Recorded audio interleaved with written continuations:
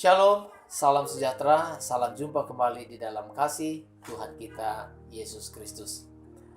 Bapak Ibu Saudara sekalian, kebenaran firman Tuhan pada hari ini saya awali dengan menyampaikan salah satu kisah yang saya alami ketika saya duduk di kelas 1 SMP.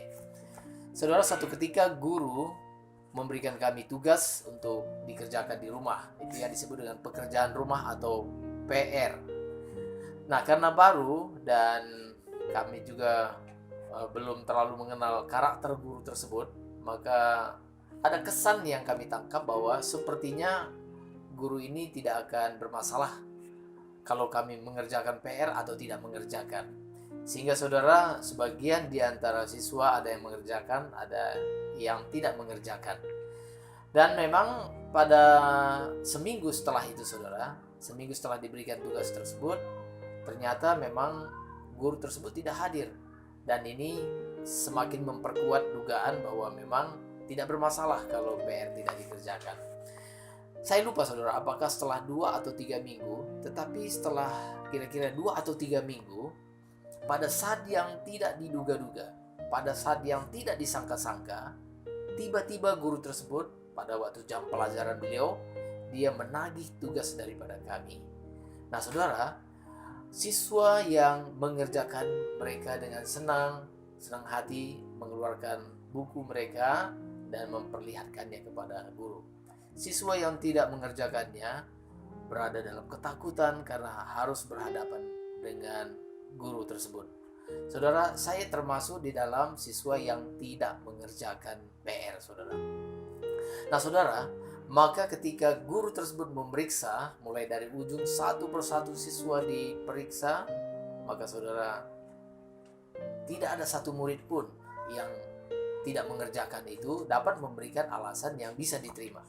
Semua yang tidak mengerjakan dapat hukuman, ya, atau dapat hajaran, karena ini juga memang dalam dunia pendidikan. Nah, saudara dikasih oleh Tuhan, maka saya pun menerima hukuman. Nah, saudara, tetapi ada satu hal yang berkesan bagi saya, saudara. Pada saat saya menerima hukuman tersebut, itu saat yang boleh dikatakan menyakitkan, juga ada rasa malu melihat teman-teman.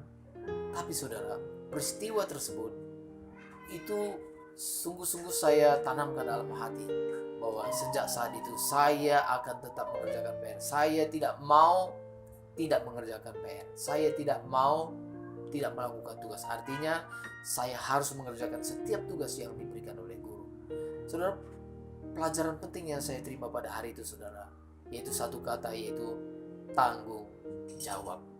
Nah, saudara yang dikasih oleh Tuhan, saya tidak tahu bagaimana pengalaman saudara ketika di sekolah dulu, ya, tapi salah satu yang peristiwa yang pengalaman yang saya alami adalah yang seperti yang saya ceritakan kepada Bapak Ibu Saudara sekalian. Nah saudara, maka saya merenungkan bahwa sesungguhnya dari pelajaran ini tadi yang harus kita ingat bahwa sebenarnya kita juga mempunyai seorang guru yang tengah memberikan PR bagi kita masing-masing. Dan PR ini saudara harus kita kerjakan, harus kita selesaikan. Sekalipun sepertinya sang guru tersebut seolah-olah tidak mempedulikan apakah kita sedang mengerjakan PR atau tidak. Sepertinya dia berdiam, atau bahasa lain senyap. Sepertinya tidak ada masalah kita mengerjakan tugas atau tidak.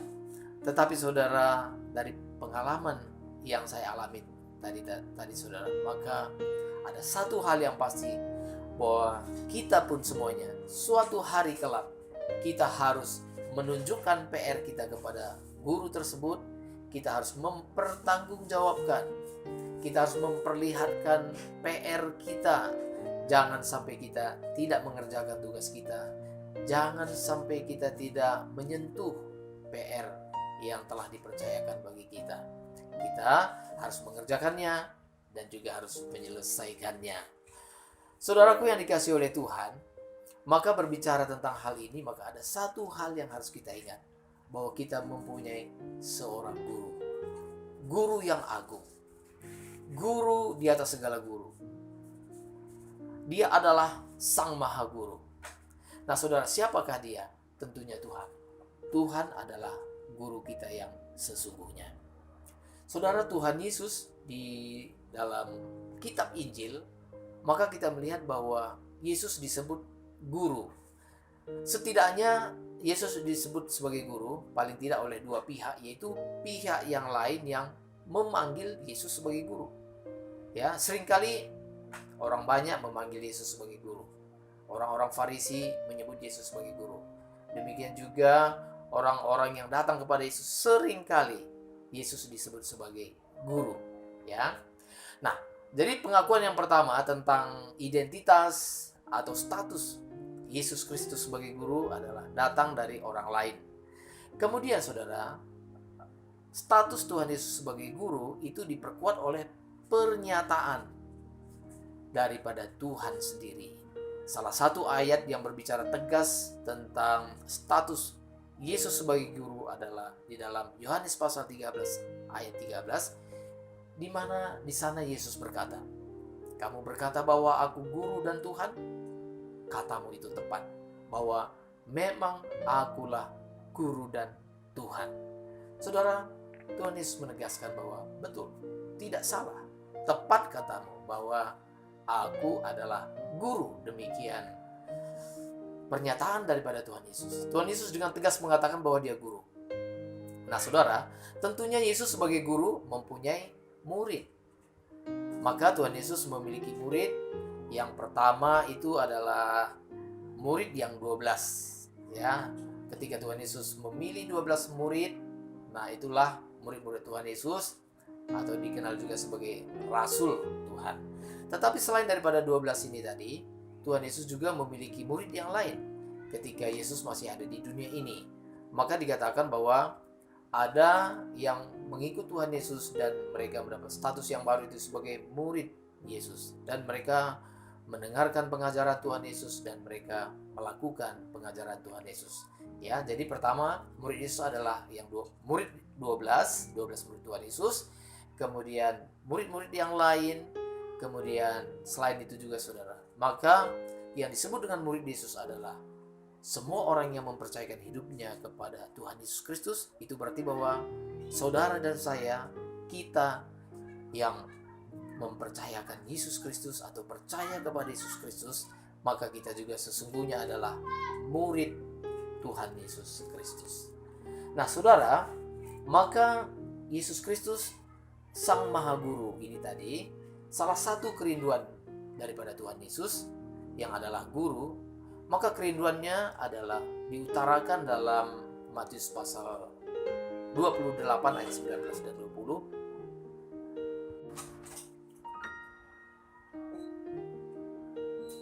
Semua bangsa murid Yesus Kristus.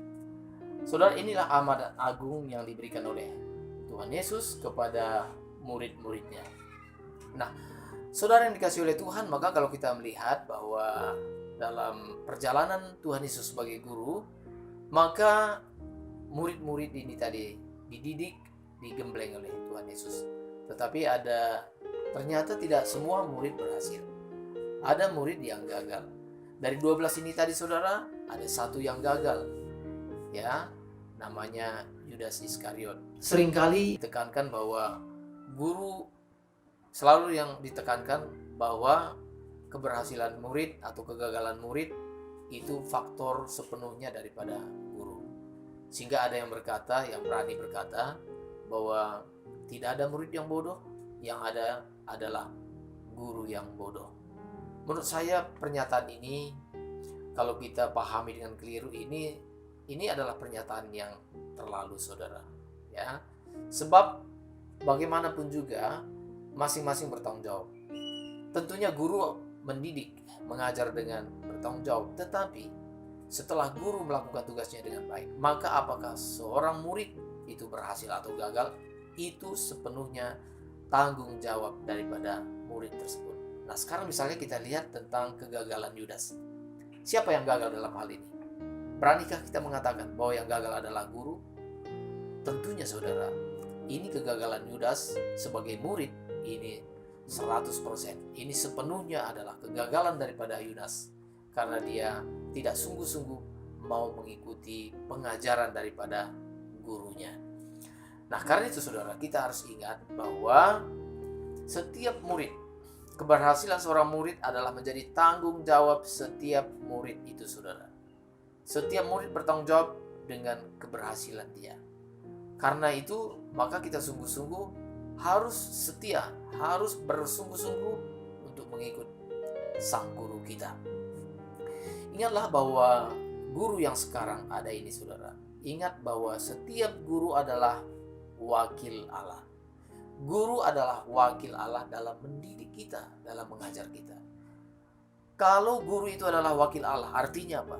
Artinya bahwa guru itu adalah pekerjaan terhormat, pekerjaan yang mulia. Itu berarti bahwa setiap murid harus menghargai guru. Setiap murid harus menghormati guru. Kalau murid yang tidak menghargai guru, itu adalah murid yang durhaka. Itu adalah murid yang melawan kepada Tuhan. Guru adalah wakil Allah yang tidak terlihat.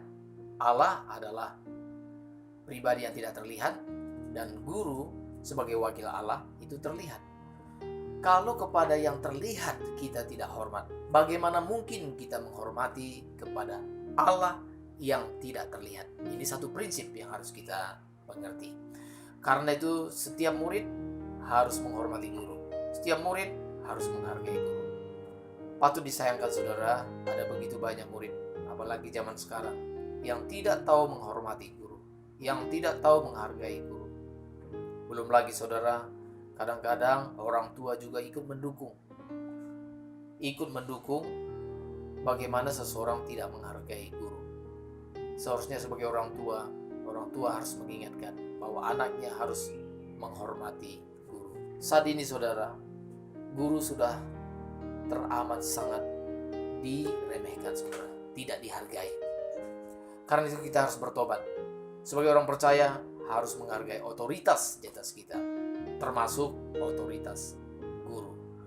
Saudara, jangankan dalam kekristenan, saudara perhatikan dalam dunia yang lain, seperti misalnya dunia persilatan, dunia perkungfuan. Lihat saudara, siapa yang akhirnya berhasil? Apakah murid yang setia kepada guru atau murid yang melawan guru? Saudara lihat dalam film-film kungfu saudara, maka murid yang berhasil adalah murid yang patuh kepada guru. Murid yang menghormati gurunya, itulah murid yang berhasil.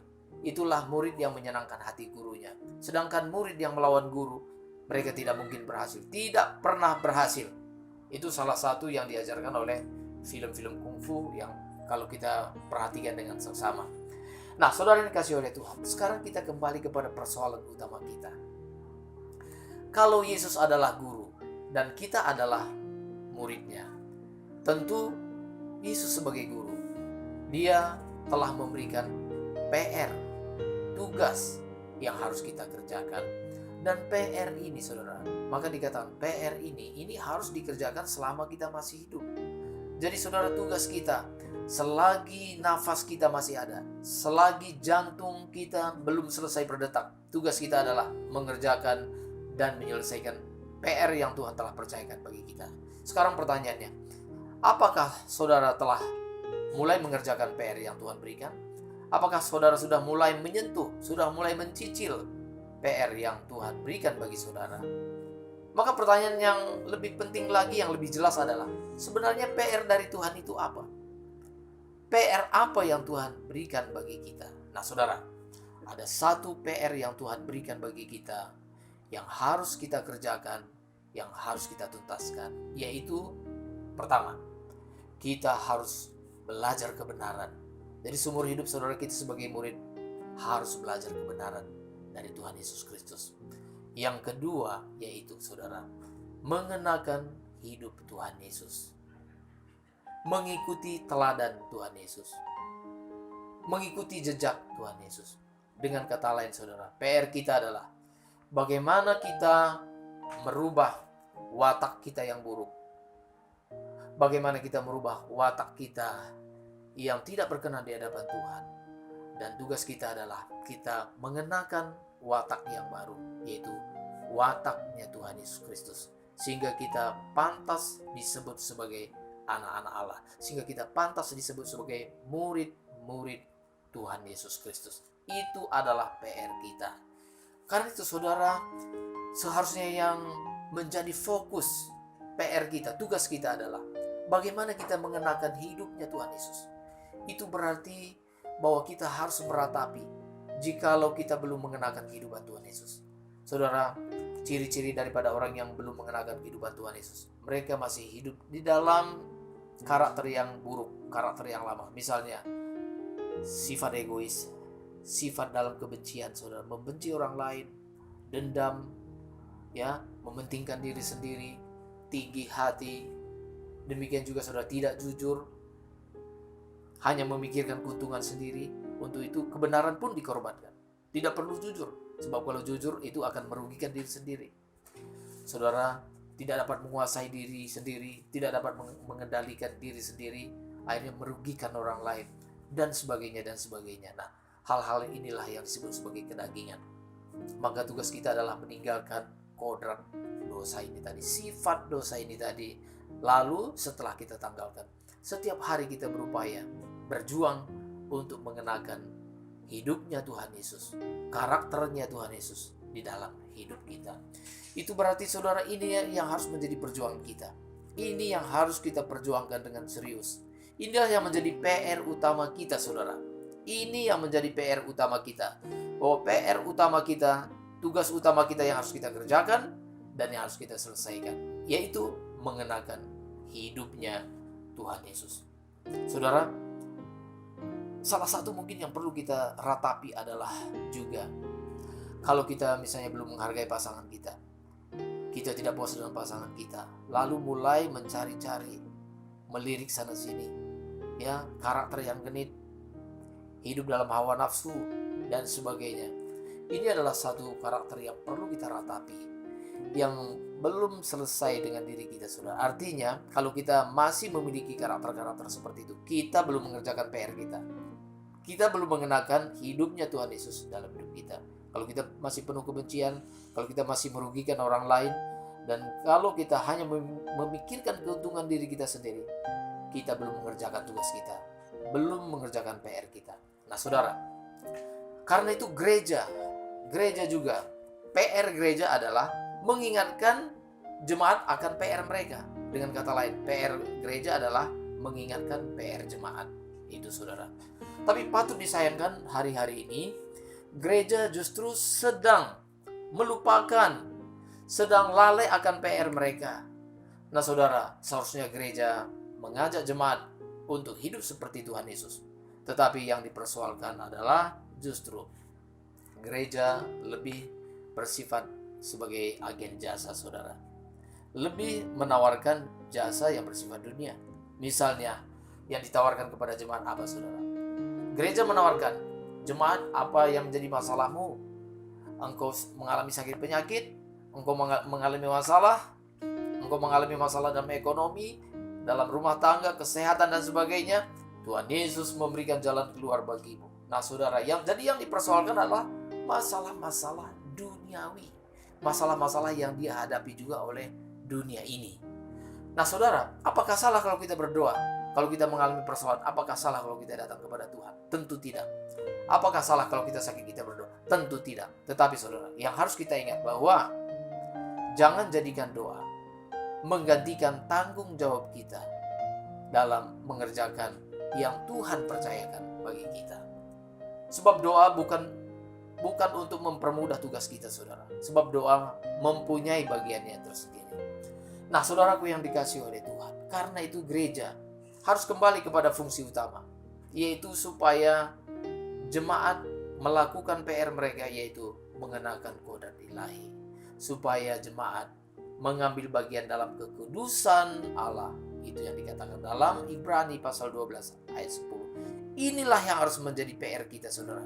Ini yang harus menjadi fokus pelayanan kita. Ini yang harus menjadi fokus kehidupan kita.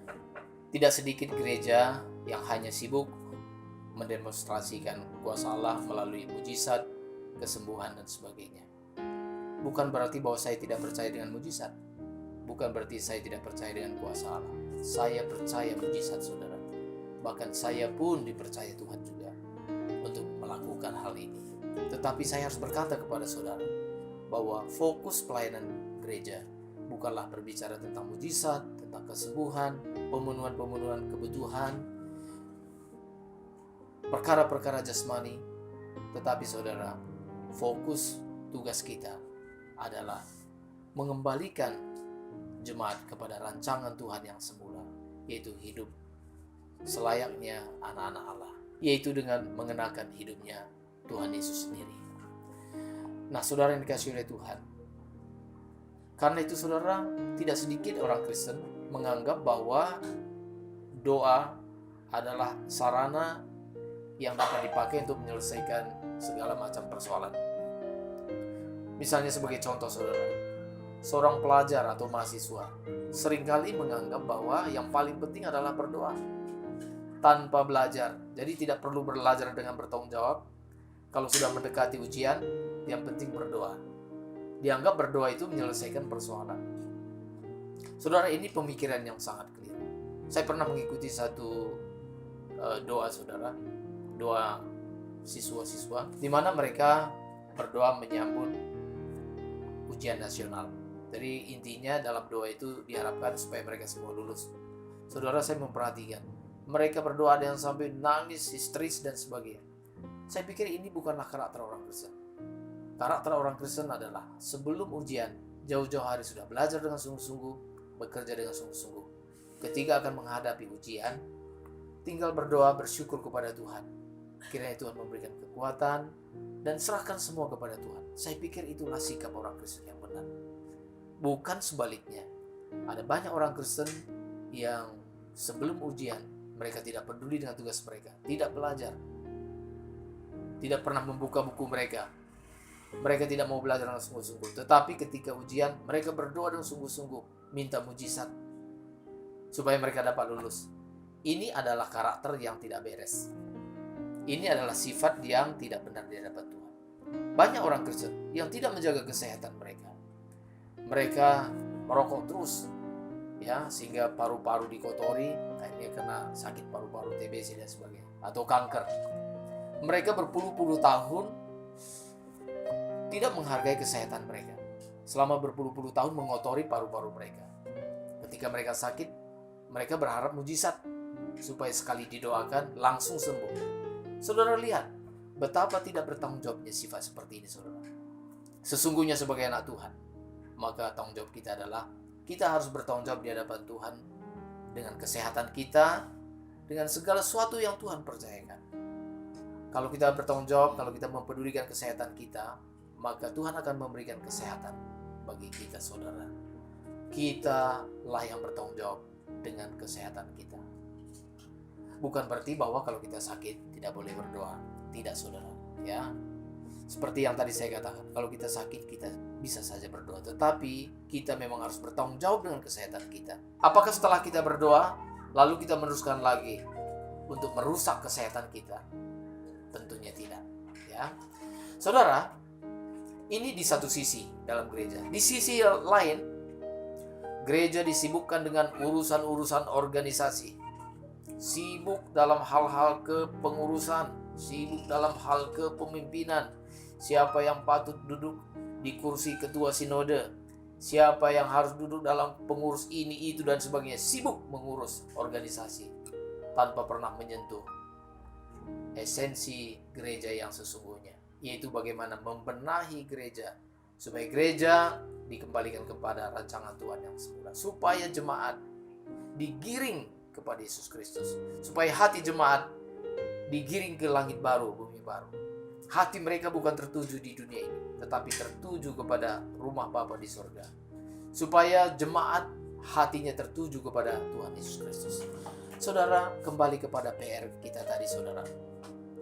Satu hal yang perlu kita renungkan. Kalau di dunia ini, seorang siswa tidak mengerjakan PR-nya, ada satu kegentaran, ada satu ketakutan. Dia sadar bahwa dia belum mengerjakan tugasnya. Mungkin karena lupa atau lalai dan sebagainya. Tapi hari itu dia harus berangkat ke sekolah. Dia harus berjumpa dengan gurunya. Ada satu kegentaran, ada satu ketakutan. Dan memang ketika dia berjumpa dengan guru, dia harus mempertanggungjawabkan kelalaiannya. Dia harus mempertanggungjawabkan bahwa dia tidak mengerjakan tugasnya. Kalau seorang murid saja menghadapi guru di dunia ini saja ada satu ketakutan, dan memang ketakutan seperti itu adalah ketakutan yang benar, mengapa dalam diri kita sebagai murid-murid Yesus tidak ada kegentaran, tidak ada ketakutan kalau kita tidak mengerjakan PR yang Tuhan berikan bagi kita? Saudara, dengarkan baik-baik. Kalau kita tidak takut hari ini, pasti ketika kita berjumpa dengan Tuhan, kita akan mengalami ketakutan yang luar biasa. Tetapi kalau hari ini kita memiliki ketakutan, maka saudara, ketika kita berjumpa dengan Tuhan, sungguh ada sukacita yang akan kita alami ketika berjumpa dengan Tuhan. Karena itu saudara, saya kutip perkataan Rasul Paulus. Rasul Paulus mengatakan, berbicara tentang keselamatan. Rasul Paulus mengatakan, kerjakanlah keselamatanmu dengan takut dan gentar. Dalam Filipi pasal 2 ayat yang ke-12. Hal yang sama juga akan saya sampaikan. Karena itu kerjakanlah PR-mu dengan takut dan gentar. Saudara, berarti kita harus mengerjakan PR kita dengan takut dan gentar. Mengapa harus dengan takut dan gentar? Sebab saudara, pertama, PR kita ini adalah masalah yang serius dan tidak mudah. Yang kedua, kalau kita gagal mengerjakannya, maka kita akan menerima hukuman yang sesungguhnya daripada guru kita yang telah memberikan kita PR ini tadi buat kita selesaikan. Nah, saudaraku yang dikasihi oleh Tuhan, karena itu selagi masih ada waktu saudara, mari kita merenungkan bagian-bagian mana yang belum kita bereskan dalam hidup kita. Katakanlah misalnya seperti di sekolah kita memiliki ada 10 PR, nomor berapa yang belum kita bereskan. Nah saudara, tugas kita adalah kita kerjakan dengan sungguh-sungguh. Kita lakukan dengan sungguh-sungguh. Saudara, bagi Tuhan yang paling penting adalah niat kita, tanggung jawab kita dalam melakukannya. Setiap kita memiliki kapasitas. Dan yang paling penting bagi Tuhan adalah bukan yang kita kerjakan itu sempurna, tapi bagaimana kita dengan sungguh-sungguh, bagaimana kita dengan kesempurnaan hati kita mengerjakannya. Itu yang penting bagi Tuhan. Saudara, kita diminta oleh Tuhan supaya kita sempurna, sama seperti Bapa di surga. Bukan berarti bahwa kita sekualitas dengan Allah, tidak. Artinya begini, Bapa di surga sempurna, Tuhan Yesus sempurna. Artinya kita diminta supaya kita juga sempurna sesuai dengan kapasitas kita. Sempurnanya siswa SMP dengan siswa SD itu berbeda, ya. Maka saudara, sebagai seorang siswa SD, dia harus melakukan tugasnya dengan benar, dengan sempurna dalam kapasitas sebagai siswa SD. Karena itu saudaraku yang dikasihi oleh Tuhan, selagi masih ada waktu dalam hidup kita, mari kita sungguh-sungguh memeriksa apakah kita sudah mengerjakan PR kita dan kita sudah menyelesaikannya. Artinya kita mengerjakan dan menyelesaikannya setahap demi setahap. Jangan tunggu tugas kita menumpuk baru kita bereskan. Kiranya saudara kita mau belajar mengerjakan PR kita, melakukan tugas kita dengan benar. Tuhan pasti senang dan kita pasti bersuka cita ketika kita berjumpa dengan Tuhan. Amin.